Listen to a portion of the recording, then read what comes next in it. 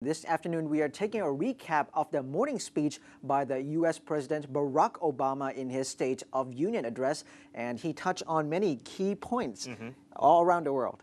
Yes, Kunal, and he started off with a very strong tone, which the overall theme was talking about America coming back as the world's #1 superpower. Yes, and in details, we have here the president gave a flag-waving defense of American power and influence 3 hours ago as part of his State of Union address.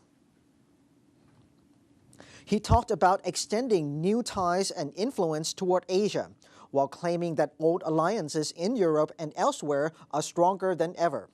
Obama said his administration would create a trade enforcement unit to investigate unfair practices by countries like China. The United States has brought trade cases against China, and the efforts were beginning to pay off, he said in his State of the Union address. Obama hailed democratic reforms in Myanmar as offering new hopes as he recommitted the United States to a lasting presence in the Asia-Pacific region. We have made it clear that America is a Pacific power, and a new beginning in Myanmar has lit a new hope, Obama said, referring to Myanmar by its former name.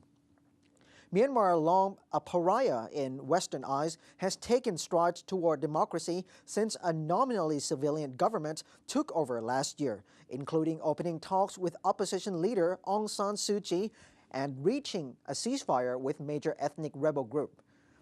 Obama hailed that the demise of Libya's Muammar Gaddafi and warned Syria's Bashar al-Assad his regime's days were numbered Tuesday as he vowed enduring U.S. support for the ideals of the Arab Spring. As the tide of war recedes, a wave of change has washed across the Middle East and North Africa, from Tunis to Cairo, from Sana'a to Tripoli, Obama said. A year ago, Gaddafi was one of the world's longest-serving dictators, a murderer with American blood on his hands. Today, he is gone, Obama said. He also shared that in Syria, I have no doubt that the Assad regime will soon discover that the forces of change cannot be reversed and that human dignity can't be denied. Obama also cited the example of Iran, where with U.S. prompting, much of the world is now united in applying sanctions over Iran's disputed nuclear program. With his re-election coming up, U.S. President Barack Obama vowed to build an economy that is just top to bottom, in which the rich pay a fair share, as he sketched a populist vision to underpin his re-election campaign. Obama said in his State of the Union address 3 hours ago, "We can either settle for a country where a shrinking number of people do really well, while a growing number of Americans barely get by." Obama stayed mostly on domestic issues as expected in an election year, but did refer to several foreign crises and touched on the darkening clouds of the nuclear showdown in Iran. He said, "Let there be no doubt. America is determined to prevent Iran from getting a nuclear weapon, and I will take no options off the table to achieve that goal." Among a sheaf of job creation and economic measures, Obama demanded millionaires pay at least 30% tax, tapping into public anger at low rates paid by many millionaires, including his possible Republican general election rival Mitt Romney. He said it's time to apply the same rules from top to bottom. No bailouts, no handouts, and no cop-outs. An American built to last insists on responsibility from everybody. Obama used his annual State of the Union policy address to denounce America's economic inequality, drawing a battle line with Republicans ahead of what is expected to be a tough fight for re-election. In his speech, Obama proposed making millionaires pay more in taxes.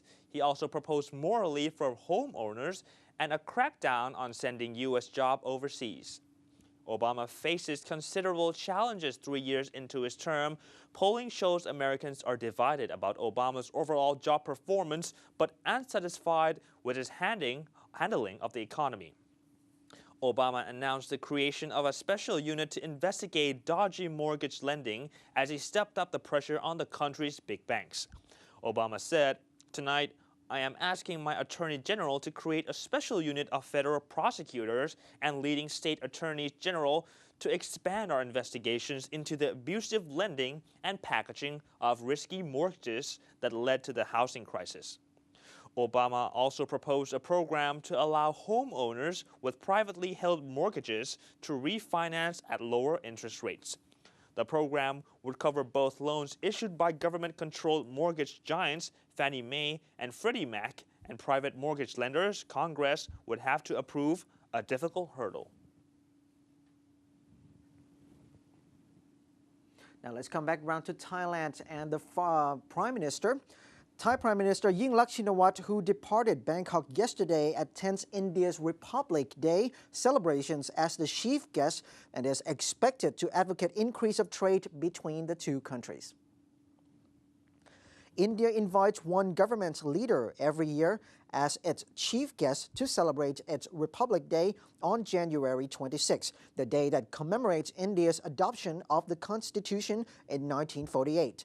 During her visit to India, Yingluck will also discuss a framework for a free trade deal that could double bilateral trade by 2014.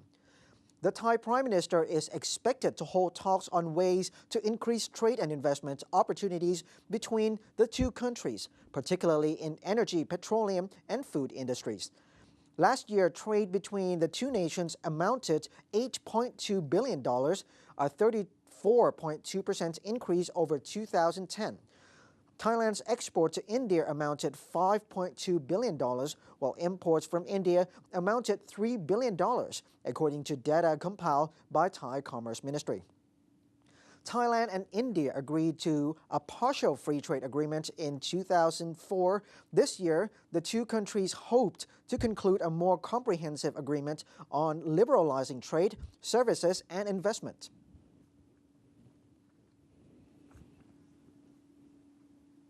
Let's look at the new set of take-ons on the policy of the next Pheu Thai-led government. The Yingluck II cabinet will face several crucial policy challenges in the coming months, especially the rising oil prices, enforcement of 300 baht per day minimum wages, and a salary hike for entry-level state officials, which call it the college degrees. Kitirat Naranong, who is Deputy Premier and newly appointed Finance Minister, is the head of the Yingluck economic team working with energy, commerce, labor, industry, and other ministers. On oil prices, the energy minister has already floated gasoline, diesel, and natural gas prices to reflect world market prices, resulting in retail prices approaching 40 baht per liter for gasoline and topping 31 baht per liter for diesel amid the world market uptrend. For natural gas, the first price increase of 0.5 baht per kilogram has raised the retail baht price to 9 baht, with monthly increases planned for the rest of this year to target a price of over 14 baht per kilogram. On the minimum wage, the Labor Ministry has proposed the enforcement of 300 baht daily minimum wage to April this year due to last year's massive floods.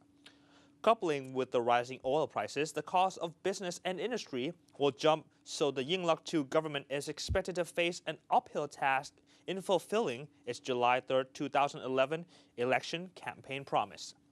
Another challenge is the increase of entry-level state officials with college degree to a minimum salary of 15,000 baht per month from the current 10,000 baht or less. Former Finance Minister Thirachai Phuvananuban earlier planned to implement this policy over a 2-year period to minimize impacts on the country's fiscal position because it will cost 6 billion baht in the first year and another 15 billion baht in the second year. However, Kitirat, the new finance minister, said he would do it in 1 year, making it necessary for the finance ministry to set aside an annual budget of 20 billion baht for this purpose.